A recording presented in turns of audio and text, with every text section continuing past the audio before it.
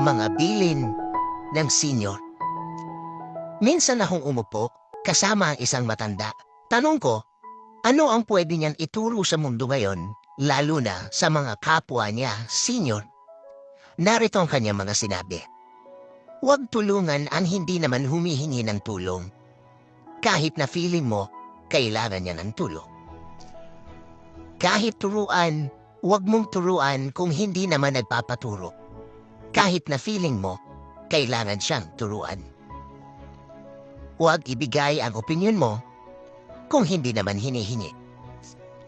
Huwag kang umasa na pakikinggan nila ang payo mo kahit na feeling mo maganda ang payo mo. Hindi mo kayang protektahan ang mga mahal mo sa buhay sa lahat ng kasamaan sa mundo. Mas magandang mahalin sila at laging ipagdasal. Huwag puro reklamo sa buhay ang lagi mong sinasabi. Huwag kang mag-expect lagi sa mga tao ng pasasalamat kahit sa mga anak mo.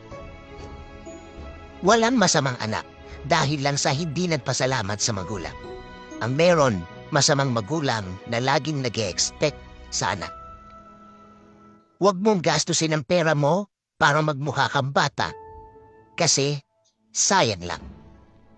Gastusin ang pera sa pamamasyal o kaya bakasyon.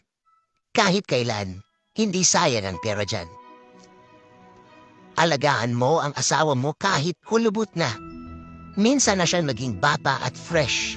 Ikaw ang kailangan niya na yon, lalong-lalo na ngayon. Huwag mong sisihin ang sarili mo sa nangyari sa mga anak mo. Ginawa mo na ang lahat.